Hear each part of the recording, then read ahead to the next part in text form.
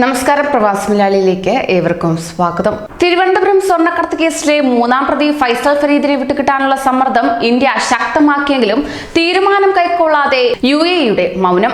വിട്ടുകിട്ടുന്ന പ്രക്രിയ നീണ്ടുപോയാൽ Dubai police നിരീക്ഷണത്തിൽ തുടരുന്ന ഫൈസലിനെ ചോദ്യം ചെയ്യാൻ UAE-യുടെ അനുമതി തേടുന്ന കാര്യവും അന്വേഷണ ഏജൻസികളുടെ പരിഗണനയിൽ ഉണ്ട്. അതേസമയം രണ്ട് രാജ്യങ്ങളുടെയും മേൽനോട്ടത്തിൽ അന്വേഷണം തുടരുന്ന സാഹചര്യത്തിൽ ധൃതി പിടിച്ചുള്ള ഒരു നീക്കവും വേണ്ടതില്ലെന്നാണ് UAE-യുടെ തീരുമാനം. ഇതിനോടകം തന്നെ പിടിയിലായ പ്രതികളിൽ നിന്ന് ശേഖരിച്ച വിവരങ്ങളും കേസിൽ മൂന്നാം പ്രതിയായ ഫൈസൽ ഫരീദിനെതിരായ തെളിവുകളും ഇന്ത്യ UAE-ക്ക് കൈമാറുകയും ചെയ്തിട്ടുണ്ട്.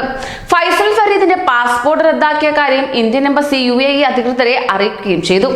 ഇന്ത്യയുടെ അഭ്യർത്ഥനയെ തുടർന്നാണ് UAE ഫൈസൽ ഫരീദിന് യാത്രാവിലക്ക് ഏർപ്പെടുത്തിയിരിക്കുന്നത്. തീവ്രവാദ പ്രവർത്തനങ്ങൾക്കുള്ള സഹായം, വ്യാജരേഖകളുടെ നിർമ്മാണം, കള്ളക്കടത്തിൽ സജീവ പങ്കാളിത്തം തുടങ്ങിയ കുറ്റങ്ങളാണ് India Faisal ഫരീദിനെതിരെ ഉന്നയിച്ചിരിക്കുന്നത്.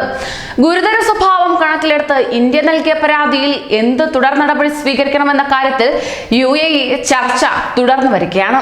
UAE കോൺസുലേറ്റിലെ attache Rashid Khamis കഴിഞ്ഞ ദിവസമാണ് ഇന്ത്യയിൽ നിന്ന് UAE തിരിച്ചെത്തിയത്. അറ്റാഷയെ UAE സ്വമേധയാ തിരിച്ചു വിളിച്ചതാണോ എന്ന കാര്യം ഇതുവരെ വ്യക്തമായിട്ടുമില്ല. കോവിഡ് പ്രതിസന്ധിയെ തുടർന്ന് ഇന്ത്യയിലെ UAE സ്ഥാനപതി അഹമ്മദ് അൽ ബെന്നയും UAE-യിൽ തന്നെയാണുള്ളത്. കൂടുതൽ പ്രവാസി വാർത്തകൾക്കായി ഈ ചാനൽ സബ്സ്ക്രൈബ് ചെയ്യൂ.